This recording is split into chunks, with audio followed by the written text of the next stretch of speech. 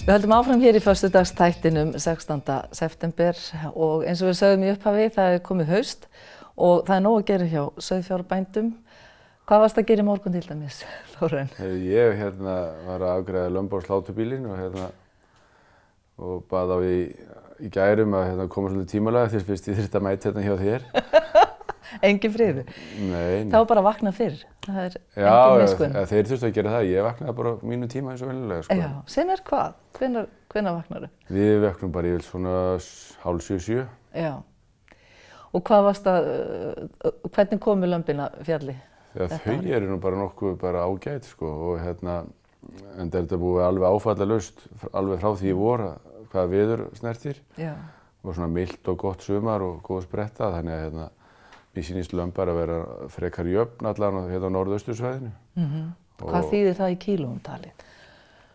Það sé ekki eitthvað milli 16 og 17 kíló, eitthvað svoleiðis svona meðaltalið. Þannig að mér sýnist það nú svona vera þannig og mér heyrist fyrir austan sé þetta enn vænna, þannig að Nú var eitthvað betra sumar hjá þeim? Já, ég veit það ekki alveg, en það er nú rýmra vantalum í högum líka og þannig að það er margt sem spilar inn í þetta líka. Hvernig eru kollegar þínir fyrir vestan, Norðurlandi vestra, þekkirðu? Já, þeir það sem að búið að slátra þarna á Hvammstanga í byrjun ágúst, það var alveg gríðarvænt. Já. Og svona algjört met hvað það varðar. Hvað erum við þá að tala um í kílóum? 20? Nei. Nei, sko þetta er náttúrulega lömb sem verið að slátra í ágúst. Við erum að hafa það í huga. Já. Þau eru ekki búin að lifa lengi. En það voru að heyrast alveg tölur upp í 17, 18, 19 kíló, sko, sem er alveg svakalega vænt, sko. En það jafnast nú því þetta er nú yfirleitt einhver lömb sem menn halda eftir heima svona og menn stíla inn á það að koma þeim á þessum tíma í sláturhús, sko. Já. En er eftirspurnin eftir lömbum orðin meiri, sko, allt árið eða, þú veist, hvernig, það er nú varla hægt að breyta náttúrunni mikið? Nei, við erum búin að prófa að teygja sláturtíði fram og tilbaka svona fram í ágúst og fram í nóvember og það bara er ekkert að gera sér, sko, þannig að þetta eru september og október og kannski eitthvað örlítið fram í nóvember, svona eins og Suðurlandi er það hægt og síðan þarna verið að byrja í ágúst að slátra og þá vorum við að miða við markað sem við erum að setja í Ameríku. Já. Og þetta fyrir þá að gera Hvammstanga og svona þeir eru þarna einir sem bara sjá bara þennan markað og þeir taka á okkur hérna í Whole Foods í Ameríku og þar þarf þetta að vera ferskt og skorið eftir kúnstarinnar reglum og viss vikt á lömbunum og svoleiðis. En það gengur bara ljómandi vel. Sá markaður. Sá markaður. Sá eini sem er svona grænt ljós á, eins og maður segir, í dag. Já. Og hefur verið bara stabíl en þetta er svona þessi markaðar þar sem við erum búin að leggja svolítið mikið á okkur í markaðssetningu og erum að selja söguna með lambinu. Og Ameríkaninn tekur það alveg og hann líka veit það að við erum svona framalega hvað var að dýravelferð og svo framvegis. Þannig að það er mjög svona spennandi markaður og þó svo að Íslendingar höfum verið eitthvað að fikta við það að veiða hvali að þá virtist það ekki að hafa áhrif. Nei, það er ekki sama sem merkja milli þess. Nei, nema hvað, þeir vildi ekki að við værum mikið að auglýsa.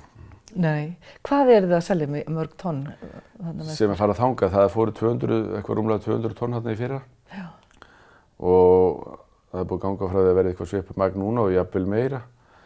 En síðan er þetta náttúrulega bara rétt að byrja að fara í, eða við getum, það er svo margar verslanir hjá þeim og við erum bara í fáum. Já. Þannig að það er klárlega sóknartækifæri hvað það varðar þarna. Er þetta svona, ef við slettum exklusív vara, er þetta þarna úti? Já, hún er á allt öðru verði þar eins og miðað við annað lambakjöt sem verið er að selja þarna á þessum tíma. Og þeir það er rosalega gaman að vinna með þessum aðilum. Hvernig þá? Þeir eru svona Whole Foods er byggt upp á hippum. Já. Eru þeir ekki allir vegan? Nei, þetta er langt frá því og þó ég viti það nú ekkert alveg en allan ekki þessi sem borða lambakjötið. Nei. En þeir eru mjög svona opnir og skemmtilegir og þeir gera kröfur en þeir líka segja sko ef þið standið þessi kröfurnar þá borgum við. Sérðu fyrir þér að þessi markaður eigi eftir að vaxa og dafna á meðan að aðrir eru að lokast eða? Já, ég sé það fyrir mér að þetta svona svo leið sem við að fara. Það eru fleiri sambarlegi markaðir eins og í Evrópu, svona hvað varðar þetta, eins og í Frakklandi og Þýskalandi. Og þar við eigum bara að horfa á þetta. Við erum það er allir að framleiða besta lambakjöt í heiminu, sko. En það getur enginn sagt að við erum búin með sama sauðfjárkynnið í 1000 ár, sko. Nei, nema við. Nema við. Talandi Frakkland og Þýskaland, hvað með ullina? Nú maður að heyra að hún miklu verðmætari þegar hún komin út fyrir landsteinina heldur en hér innanlands. Já, hún nú, sko, það gengur mjög vel í ullinni. Já. Og hún eins og lópapeysur og annað, það seljast nú bara eins og heita lumur á feikna pening og þetta náttúrulega í annað hverju búð eins og Laugaveginum og þess háttar. Og ég veit nú ekki alveg hvort hún sé nú eitthvað verðmættari þegar hún kemur erlendis en Þá ég meina sko bara hún bara rúningurinn eða hvað, þú veist, ekki þegar það búið að gera annað að gagni eða En það sko það sem við flytjum sko stærstum hluta út sá flokkur sem við getum ekki unnið úr heima. Og hann að fara bara á uppboðsmarkaði í Bretlandi og sem fer á gúlteppaband og eitthvað svoleiðis og það frekar lágt verð á því. En það sem við erum að vinna úr heima bara fyrsti flokkurinn og úrvalsullin úr lömbunum og hreinu litirnir, það svart, grátt og mórautt. Og það gott verð á því og þar getum við enn meira bætt í og þeir segja það kaupmenn sem að versla við okkur ullina og að selja loppeysur og ég held að mun breyti í lengu þó hækki bara, eftirspurnin minnkar ekki neitt, sko. Nei. Það gríðarlegt magn af loppeysum sem verið að selja og við erum svo sem verið gagnrýndir fyrir það sauðfjárbandur að við erum að upprunamerkja vöruna og kannski loppeysur sem eru prjónaðar í Kína. En þær eru sannarlega úr íslenskri ull og það eru bara ekki til nógu margar prjónakonur í Íslandi til þess að annað þessu markaði. En einhvers staðar væri nú svo sem gott að við gerum skil þarna á milli og þessi handprjónuð og þessi velprjónuð í Kína. En það ekki gert? Jú, það verið að vinna í því og svona til að aðgreina það enn frekar. En þetta mjög svona, það gríðarlegur uppgangur í þessum iðnaði. Já, gaman að heyra. Hvernig finnst þér umræðan bara bændur og núna akkurat í þessu stormi? Já, hún nú búin að vera eiginlega alveg ótrúlega og allt sem tengist þessu, þetta eiginlega búið að vera svona bara eins og fellibylur núna í haust, við svo sem vorum mjög óhressir með afurðaverðið og erum búin að vera brasi í því og síðan allt í tengslu við þessa búvörusamninga og þess áttar og tók nú svo sem steinin úr núna á dögunum þegar einn ágætur forstjóri í stóru fyrirtæki kalla okkur dýranýðinga. Það getur ekki verið fallegt. Nei, það fór mjög fyrir brjóstið á okkur og fauk bara í okkur því að þetta náttúrulega sko langt frá því að vera rétt. Og svona menn verða nú aðeins að sýna kurteisi þegar maður að tala heila starfsstétt eins og þessu tilfelli. Það eru mörg þúsund manns sem hafa atvinnað þessu og það segja sér svona að hann vill ekki styðja búvörusamning sem hvetur undir dýraníð.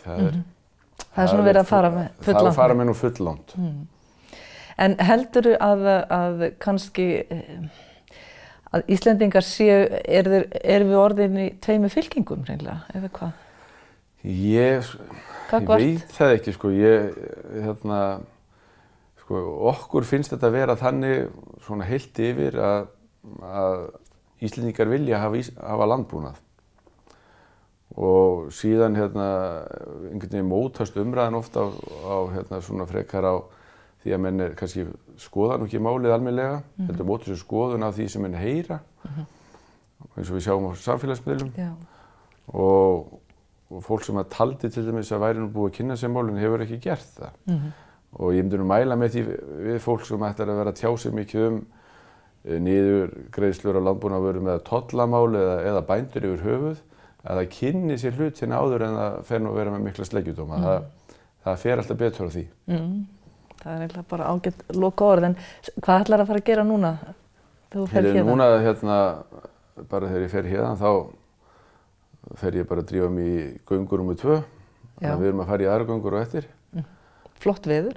Já, við fáum fínt veður. Við vorum síðustu helgi eða fórum á miðvikudag í síðustu viku og lögum af stað þá. Fengum nú svona, já, allar tegundir af veðri. Já. Sem við segjum. Það var sýnishorn af veðri. Það var sýnishorn, en við fáum fínt veður núna og við tökum þetta í svona hraðferði yfirleitt, erum degi styttra í öðrum göngum. Já. Hvað heldur þú að eigi margt eftir að ná í? Ég veit það ekki. Það er nú svona allan að færri en í fyrra. Það var óvinnu mikið í fyrra. Í seinni göngum? Já. En síðan erum við að eldast við þetta, já, alveg fram til 20. október. Það er nú svona bara tíllinn á þessu. Maður byrjar í byrjun september og er að eldast við þetta svona alveg fram að lokum sláturhúsa. Já. Þannig að þú ert ekki verklaus maður, það er nokkuð ljóst. Nei, það er alveg nóg að gera hjá bændum landsins þessa stundina og sem flesta aðra daga og menn heilt yfir eru bændur að bara vinna sitt verk af mikill alúð og leggja mikið metnað í það sem að gera og það er svona gremsmönnum svona þegar að menn koma svona fram með ákveðna sleggjudóma og staðan fyrir að bara okkur dettur ekki í svona huga að tala svona, sko. Nei, við eigum ekki að tala svona. Við eigum ekki að tala svona. Heyrðu, takk fyrir að koma og við höldum áfram hér í föstudagsþættinum á eftir.